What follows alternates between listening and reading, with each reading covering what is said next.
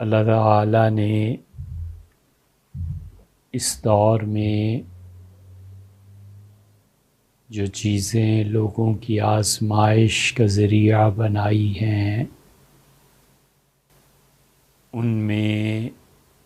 ایک بہت بڑی آزمائش امت کے لیے یہ ہے کہ لوگ تقلید کو چھوڑ کے اور خود اپنی آراء کے پیچھے پڑ گئے ہیں اور بچہ بچہ حدیث کی کتابوں کو کھولے بیٹھا ہے اور کوئی بات آپ کہہ دیں تو وہ فوراً حدیث کا حوالہ لائے گا اور یہ کہے گا کہ صحیح بخاری میں یوں آتا ہے، صحیح مسلم ایسے روایت کرتے ہیں اور سنن ابی داؤد میں یہ بات ہے۔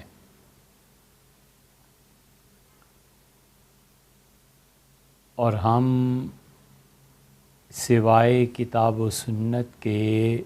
اور کسی چیز کو نہیں مانتے،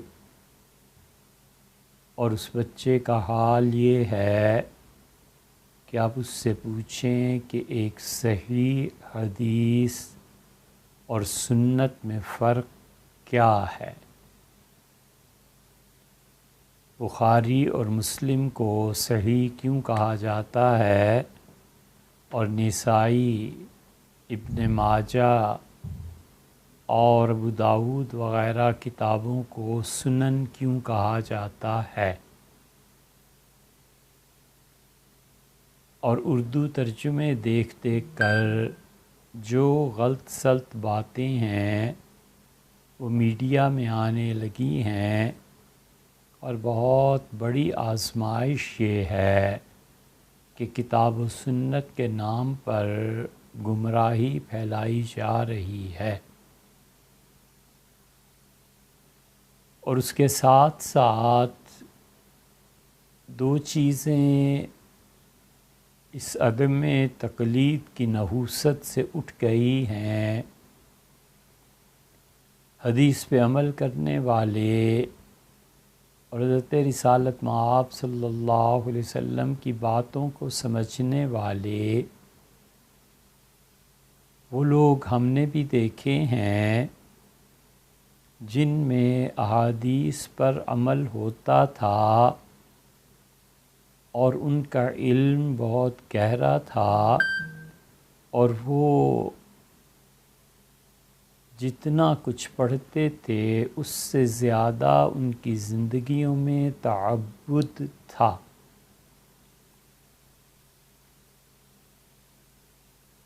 اور ان لوگوں کی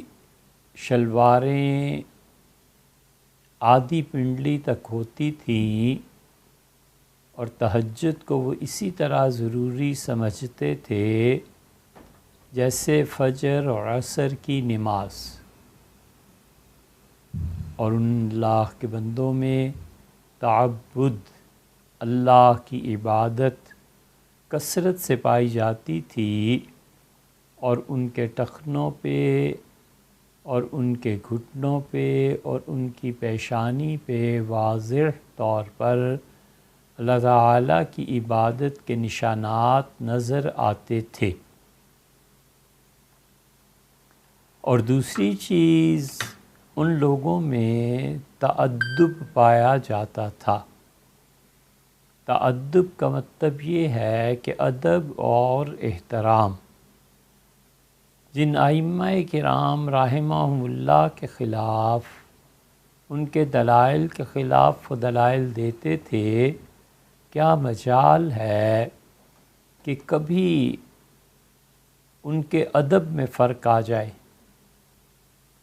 تو علمی تحقیقات کے اب کے مدعی ان میں نہ تعبد رہا ہے نہ تأدب رہا ہے۔ تعبد اللہ کی عبادت کثرت سے کرنا، اور تأدب ادب کرنا۔ تو جن لوگوں کو کوئی عزت ادب احترام کے الفاظ تک معلوم نہیں ہیں اور جن کی زندگیوں میں عبادت کا کوئی حصہ نہیں ہے، وہ بھی اس بات کو کہتے ہیں کہ جی حدیث میں یوں آیا ہے اور حدیث میں یوں آیا ہے، اور ایک گروہ ایسا ہے جو حضرت رسالت پناہ صلی اللہ علیہ وسلم کی محبت کی وجہ سے حدیث کو دیکھ کر اس پہ عمل کرنا شروع کر دیتا ہے، حالانکہ اسے نہیں پتہ ہوتا کہ ان احادیث کو پوری تصحیح تحسین اور حدیث کے حسن اور صحیح ہونے کے باوجود امت نے قابل افتاء نہیں باندھا۔ انہوں نے کہا یہ احادیث صحیح ہیں ہماری سر آنکھوں پہ، لیکن اس کے مطابق فتویٰ نہیں دیا جائے گا۔ اب ایک آدمی حدیث کی کتاب میں کوئی چیز پڑھتا ہے اور وہ کہتا ہے کہ مجھے کسی کی تقلید نہیں کرنی، نہ ابو حنیفہ کی، نہ شافعی کی، نہ مالک اور نہ امام احمد رحمہ اللہ، مجھے کسی کے پیچھے نہیں چلنا، میں ہوں اور میری تحقیق ہے، تو سوچنے کی بات یہ ہے کہ وہ احادیث جن پر پوری امت نے عمل نہیں کیا، اب یہ کون سا دین آئے گا جس پر یہ عمل کرتا ہے اور کہتا ہے کہ حدیث میں یوں آیا ہے۔ حضرت صلی اللہ علیہ وسلم سے محبت، ان کا احترام اور ہر چیز جس کی خالصتاً نسبت ان کی طرف ہے اور وہ نسبت اپنے طور پر درست ہے، اس کا احترام لازم ہے۔ اس لیے یہ دین کی ایک نئی روش چلی ہے اور پوری امت کی تاریخ کو بھلا کر، کتابوں سے بے نیاز ہو کر، نقل سے بے نیاز ہو کر، اپنی زندگی، تاریخ، تحقیق، تجربہ اور ساری احادیث اور وسیع النظر ہونے سے بالکل یکسو ہو کر اور ان میں سے کسی بھی چیز میں عمق پیدا کیے بغیر یہ کہتے رہنا کہ میں حدیث پہ عمل کر رہا ہوں، لوگوں حدیث میں ایسے آیا اور حدیث میں،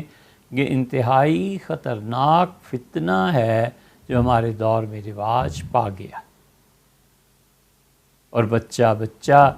حضرت رسالت مآب صلی اللہ علیہ وسلم کی احادیث پر عمل کرنے کا دعویٰ کرتا ہے، اور جس کو دیکھو کتاب و سنت کے نعرے لگاتا ہے، اور اس سے آپ قرآن پاک کھول کے 5-7 جگہ پر پوچھ ہی لیں کہ اس کا ترجمہ کیا بنتا ہے تو اس سے وہ بھی نہیں آتا۔